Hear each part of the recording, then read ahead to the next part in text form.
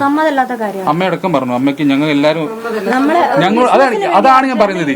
ഈ വ്യക്തി എങ്ങനെ ഞങ്ങളുടെ കുടുംബത്തിലുള്ള സംഭവം അയാൾ എങ്ങനെ തീരുമാനമെടുക്കും? അയാൾക്ക് ആരാണ് ഈ അധികാരം കൊടുക്കുക? അയാൾ പറഞ്ഞല്ലോ ഇപ്പൊ അയാൾക്ക് തോന്നിയത് പോലുള്ള വീഡിയോ ഇടുന്നത്. ചെയ്യട്ടെ, ഞങ്ങളുടെ അർജുനെയും ഞങ്ങളുടെ കുടുംബത്തിനെയും കോട്ട് ചെയ്തുകൊണ്ടുള്ള വീഡിയോ ചെയ്യട്ടെ, നമുക്ക് അപ്പൊ കാണാം.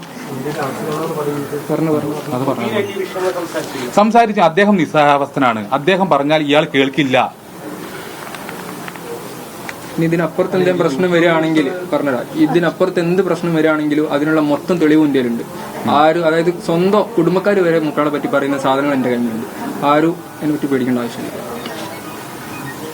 പിന്നെ 27-ാം തീയതി സന്ധ്യക്ക്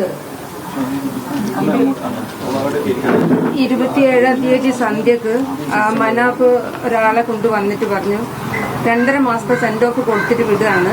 വലിയ ഹോട്ടലിൽ പോയി ഇഷ്ടമുള്ള ഭക്ഷണം വാങ്ങിച്ചു കഴിഞ്ഞ് വരികയാണ്.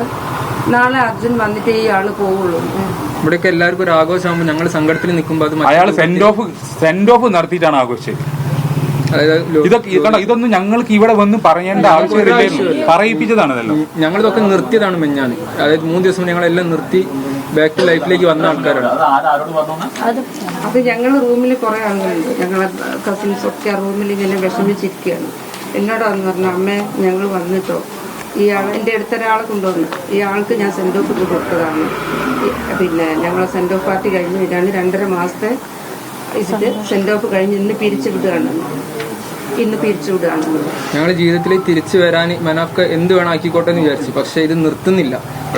എങ്ങനെ കോണ്ടാക്ട് ചെയ്തിട്ട് മൂപ്പയാൾ നിർത്തുന്നില്ല. ഈ എല്ലാ ദിവസവും ഞാൻ ഇന്നൊരു വീഡിയോ കണ്ട്, അതായത് ഏതൊരു സ്ത്രീ മൂപ്പയാളെ വിളിച്ചിങ്ങനെ സംസാരിക്കുകയാണ്. അപ്പോൾ ലാസ്റ്റ് ചോദിക്കുകയാണ്, നിങ്ങൾക്ക് അർജുൻ്റെ സഹോദരൻ്റെ ഒരു നന്ദി കിട്ടിയില്ലാലോ. അപ്പോൾ എന്താ പറഞ്ഞു വെച്ചാൽ, ഞാൻ ആരും നന്ദിക്ക് വേണ്ടിയല്ല ചെയ്യുന്നത്. അതൊക്കെ എൻ്റെ കുടുംബത്തിന്, അതാ പറഞ്ഞു, കുറച്ചെങ്കിലും ഞങ്ങളുടെ കുടുംബത്തിനോട് ഒരു സ്നേഹം ഉണ്ടെങ്കിൽ അത് അങ്ങനെയല്ല അമ്മേ. അവര് പറഞ്ഞത് കറക്റ്റാണ്.